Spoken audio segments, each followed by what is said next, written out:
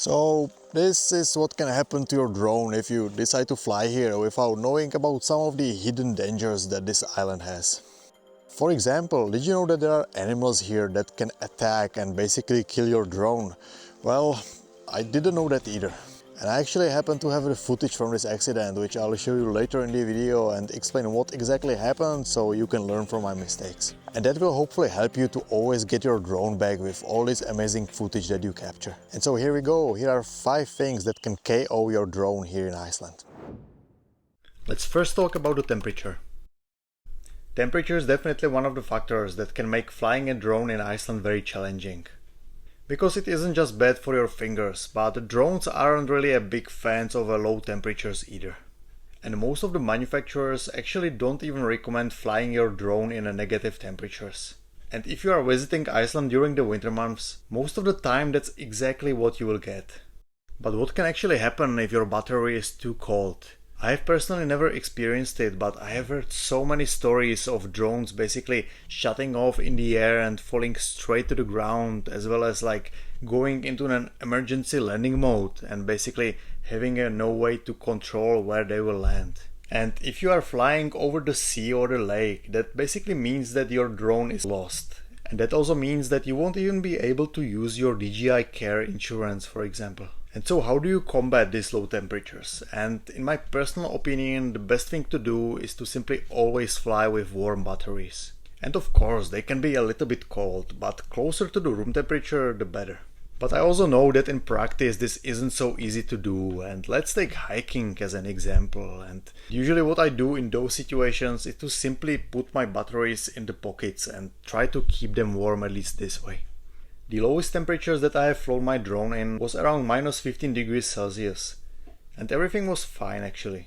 But again, that was with warm batteries, and I also made sure to land the drone with at least 40 to 50% of a battery charge. But if you are here in the summer, the things are generally much easier as it isn't usually so cold as in the winter, but still it can get very cold sometimes, so always make sure to keep your batteries warm before you fly.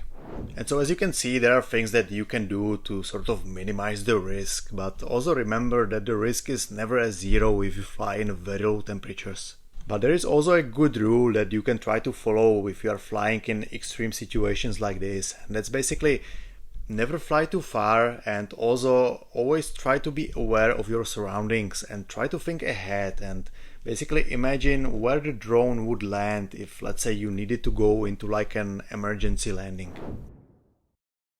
Alright, the enemy number 2 on our list is the wind. And that's something that Iceland is very well known for, no matter if it's summer or winter. And because we get a windy weather here all the time, it also means that I think I can confidently say that I have pushed my drones here well to the limits. And to be honest, touching the wood, I have never actually had a problem with flying my drones here in the wind. But still, there are always rules that I always try to follow. The first one is that if there is a very strong wind, or for example if I get a strong wind warning on my DJI app, then I always try to come back, or at least try to keep my drone in my eyesight. The second rule for flying in the wind for me is always fly with warm and, very importantly, fully charged batteries. And that sort of leads me to rule number 3, which is always try to come back sooner than you think you need. Because if you are flying against a strong wind, then most likely 2 things will happen.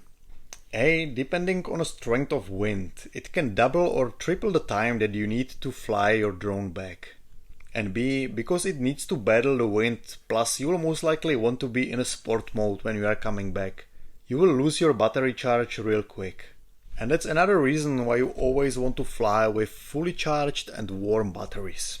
And rule number 4 regarding flying in a windy weather is simple, and that's just don't push it too much. If you already feel that it's kind of difficult to stand straight in the wind, then it is probably too windy to fly anyway. Alright, now let's talk about a third thing that can lead to crashing your drone here in Iceland, and that's losing the signal. And if you have ever experienced this before, you already know that this isn't a nice feeling. And I think that it sometimes doesn't really take too much for this to happen. Of course, you can try to push return to home button and hope that it will come back. But what I usually try to do in these situations is to sort of blindly fly a drone in an opposite direction as soon as I lose the signal. But that is only if I'm in an open terrain and there is enough space for error, and here's what I mean. Recently I flew my drone from top of the mountain and followed skiers down the slope. But as soon as I flew below the ridge that was in front of me, I lost the connection. And so what I did is I held the left stick up, trying to gain the elevation back, and as soon as I got the drone past the ridge, I got the signal back too. And I know that many of you will want to fly through the valleys and the gorges, and I mean that's great, but I would only do it if you are flying into them, let's say in a straight line, and there are no rocks or bends that could disrupt the signal. Or maybe you can try to stand on top of it and try to always maintain the visual line of sight. And this is maybe different for FPV drones, but I don't really have any experience with them. But all in all, and to be completely honest with you, this is how I have always expected that I would crash a drone. But honestly, as long as you are careful about where you are flying, the overall satellite connection here in Iceland is pretty good at most of the places around the island. Alright, so now let's move on to thing number 4 that you have to be careful about when flying a drone here in Iceland. And honestly, I wasn't even sure if I should include it on this list, but then again, I sort of feel like I have to, and that's other people. And I mean, you probably won't lose your drone due to that, but it can still put you in some uncomfortable situations.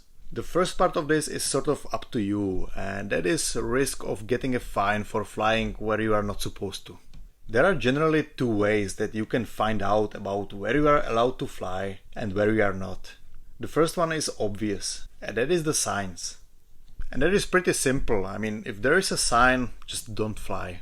And you will most likely notice some people flying at these places despite the signs being there, but hopefully you are clever enough not to join them. But let's look at the scenario if you flew the drone where you are not supposed to, and let's say that there was a ranger who saw you. Then most likely what's gonna happen is he will only ask you to land the drone and never do that again. But then you never know what kind of ranger you will come across. And for flying in no drone zones, you are risking a hefty fine and even to have your drone taken away. The other way to find out where not to fly is, for example, following the information on the website of Icelandic Environmental Agency. They have some useful information there, so make sure to check it out. And speaking of people, I actually got into some interesting situations a couple of times here. Once I was getting a footage for one of my videos where I was flying in a safe distance at a place with very few people around, when suddenly there was a very aggressive guy that approached me. And he actually accused me of spying on other people and even started grabbing my controller while my drone was still in the air, and I guess if his wife who was there didn't drag him away, we would probably got into a fight. The funny thing is that he wasn't even local, which told me one thing. You basically never know who you will come across, even in a peaceful place like Iceland, because some people are just psychopaths. And that's why I always say that it is probably the best to always fly where there are no other people anyway.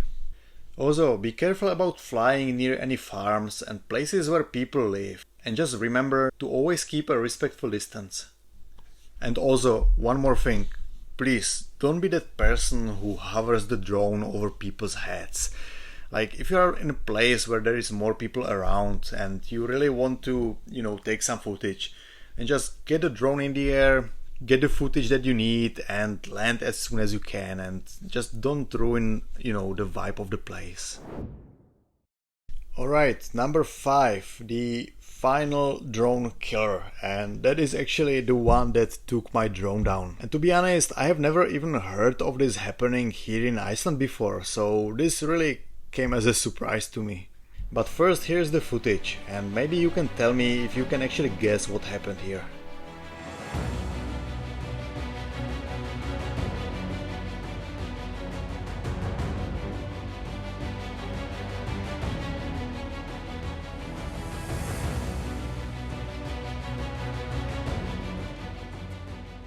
And so, big reveal, it was a bird, a gyrfalcon or a merlin, I'm not really sure.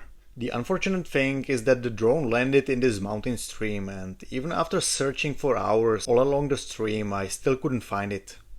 And so I just left my contact information on the farm nearby, and I was just hoping that somebody would eventually find it, and because I didn't really want to pollute this beautiful place there. And what do you know, about 2 months later I actually got an email from a lady who happened to find it washed out on the riverbank. The drone was obviously unusable, but to my surprise the memory card was still fine and working. And till this day I actually still keep using it. And actually, this video isn't sponsored, but if you are looking for a new card, a reliable card, then this is something that I can definitely recommend, and I'll leave the link to the card in the description below. And so the birds of prey are a real danger even here in Iceland. And actually, I even had another encounter with a falcon not so long after this accident. I somehow managed to escape him in a sport mode, but still, it just seems like the drone triggers them a lot. And it was a different place, but with a very similar surroundings. Like there was a water source and there was a lot of cliffs around. And so just be very careful and alert if you are flying around any cliffs, canyons or mountains where these birds can nest. And there is actually also another bird which is even known to attack humans, and that is Arctic tern. These birds usually nest near the beach and sometimes some roads and fly relatively close to the ground. And I guess that if they are not afraid to attack people, they will most likely not hesitate to go after your drone as well. But there is one thing that I know for sure, and that is that you don't only want to think about protecting your drone against these elements, but also think about protecting yourself. And what I mean by that is that it is sometimes very difficult to be flying a drone and be freezing your ass off. And so that's why I made this video right here, which basically goes over how to dress here properly and basically should help you to get ready for this sometimes crazy Icelandic weather and help you stay warm. And so yeah, this should help, and I hope to see you there.